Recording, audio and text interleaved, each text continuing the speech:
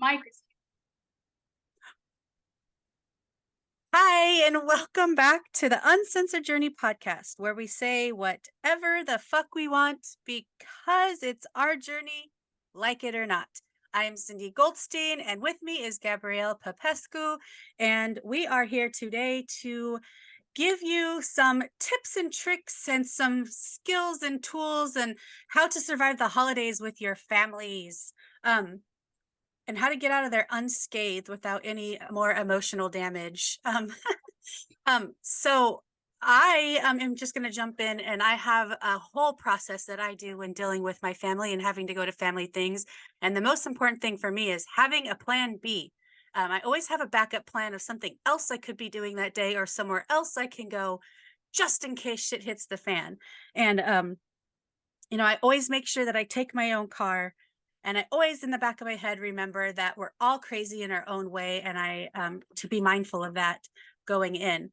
But more specifically, I try to be an active listener, and I try to um, understand what people are saying and giving them my full attention, and trying to and finding the good in what they're having to say. Maybe somebody isn't doesn't mean I try not to take things personally. Maybe they're not meaning what they're saying at the way I'm taking it a different way. Um, I also tried to be very clear in how I express my feelings, and make sure that I am using a mindful tone, and I use I statements to communicate my perspective, and so it doesn't sound accusatory. Um, I set boundaries right off the bat. I know my limits, and I know where I'm at in terms of what I'm comfortable with. And so I make sure that I set boundaries with those people. I let them know if like a certain behavior or topic makes me uncomfortable. And I communicate my boundaries calmly and assertively. And I also let my loved ones know what I'm comfortable with, and and they can feel free to let me know what they're not comfortable with, and so it kind of sets the tone for a more peaceful environment. I also try to practice empathy with them. I'm trying to put myself in their shoes, understand their perspective and where they're coming from, and it. I feel like it can foster compassion, and it also can reduce some tension during difficult conversations. And also validating their feelings and my feelings, acknowledging that hey, I understand you feel this way, but and I hear you, I see you. And also validating emotions. People can get upset for different reasons, and that might be something they that they're that they're picky about, or they're emotional about. So also, I try to stay present, being fully present in the moment, and being mindful about that. um and being present and mindful in situations help me to respond with greater clarity and calmness. I try to take some deep breaths before responding, to just kind of take a second to breathe, and manage my stress level before I start back out with a conversation, so that it can continue to stay calm and not accusatory and mean. Um, Now I try to choose the right time to, if a conflict comes up or if there's some sort of argument, I try to choose the right time to address that. So if something comes up that annoys me, or something comes up that upsets me, I might not just be like, "Hey, you're pissing me off." Might wait and then pull them aside and say, "Hey, this really upset me. Like, how can we move forward?" So it's a one-on-one conversation instead of the whole family getting involved. It helps with overall tension of the day. I also, in those conversations, I like to focus on solutions, not dwell on the problem that happened, but really focus on finding a solution and how can we move forward with that, with understanding and harmony. Um, I also try to focus on the positives and cultivate gratitude. So, instead of dwelling on differences that we might have, I intentionally focus on the positive aspects of our relationships and also think about all the things in that situation that I can be grateful for and shift my mindset to gratitude. Um, I also, in these times, I practice self-care and I prioritize self-care. So, I spent a long time uh, trying to get right with my physical and emotional well-being. And if I have to remove myself from a situation, this is why one of the reasons I bring my own car, if possible, is because I can go out to my car and I can meditate or just take some breaths or like just calm down from a situation, recharge to get back to where to and get back to the family celebration.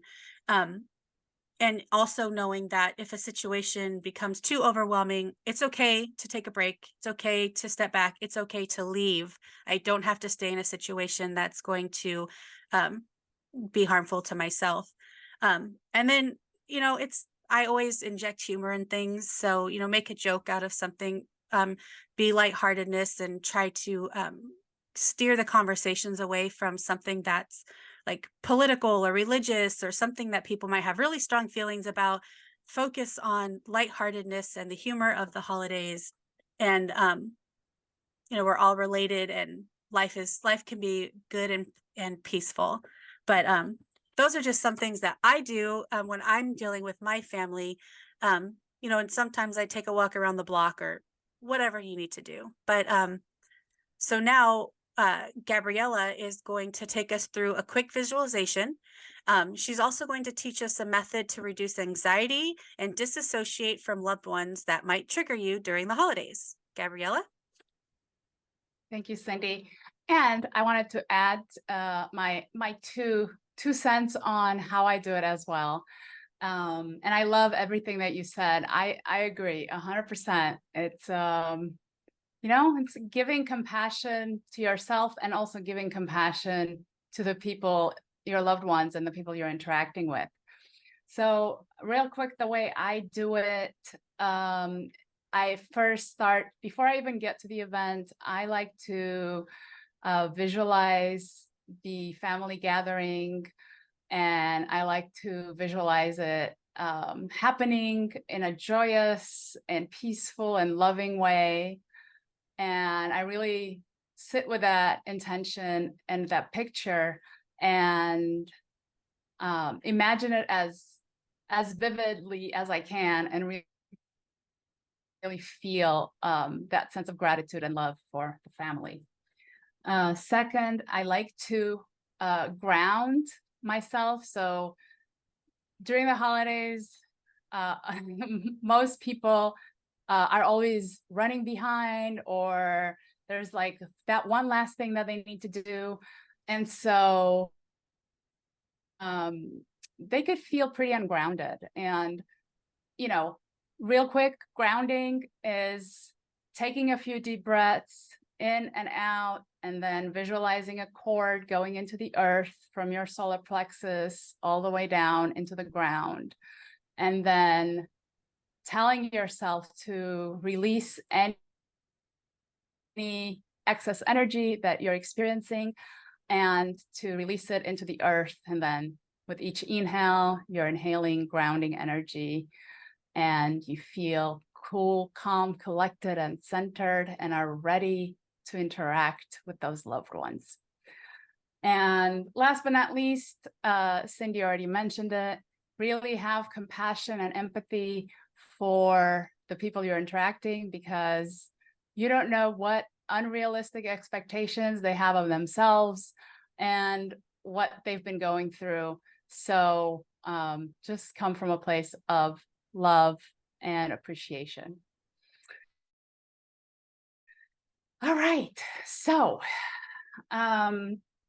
anxiety. And I feel like a lot of people these days suffer from anxiety, not only as it relates to the holidays, but also as it relates to family gatherings of all sorts. Every, not just during the holidays, but whenever they interact with their family. So I'm going to walk you through two methods that I found to be very helpful First, I want you to think, method number one, I want you to think of a family member that you constantly clash with. And as you think about that person, I want you to recall or picture, to have a picture. And then as you do that, I want you to tell yourself what is the intensity on a scale of 1 to 10. And then once you have that,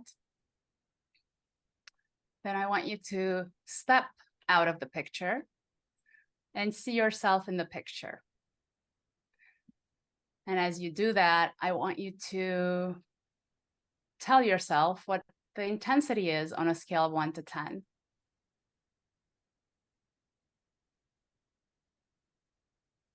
And then if the scale is still high, then I want you to go back and do it again. And as you think of the person, do you have a picture? And then recall, what is the intensity on a scale of 1 to 10? And then once you have the intensity, I want you to step out of the picture and see yourself in the picture. And then I want you to go 2 to 3 floors up and see yourself from that distance. And then ask yourself what the intensity is.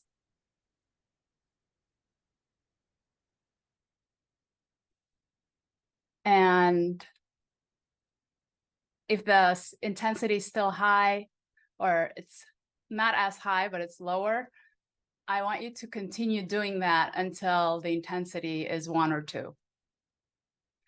And that is a great tool to disassociate yourself from the person that's causing you the stress, and also to be the observer, be the observer and to step in a place of neutrality.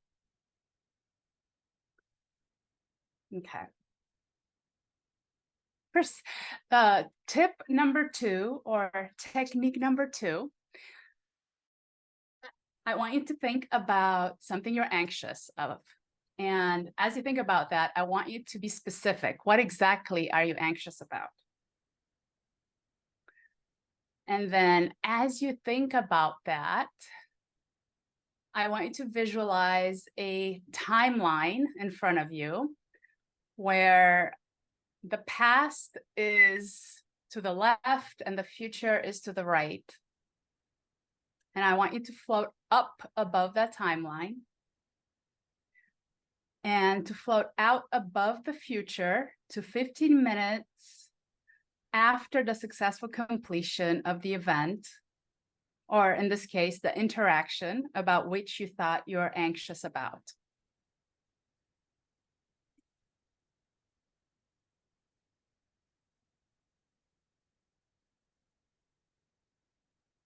And when you're there, you're going to turn and look toward now along the timeline. And then you're going to ask yourself, where is the anxiety? If it's still there, I'm going to ask you if you visualized and imagined the event happening and completing successfully. And if you haven't, then go back and visualize the event happening successfully. And once you have it, I want you to float out above the future to 15 minutes after the successful completion of the interaction or the event about which you thought you were anxious about.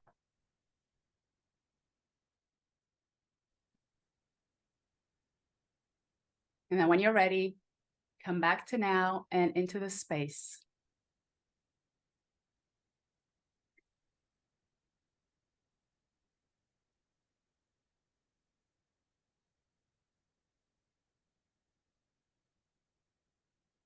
And that completes the second method. I saw Cyndee doing some of it. you want to share some feedback of what you experienced? I think that just in general, it's a really good reminder to leave things in the past and focus on the present and where you're at. It's easy to harp on the past, and this was a really good way to a very good visual for me to remind myself to keep the stuff behind me and keep moving forward. Excellent. Thank you so much for tuning in. We'll be back next Monday with our next episode. Happy holidays. Happy holidays.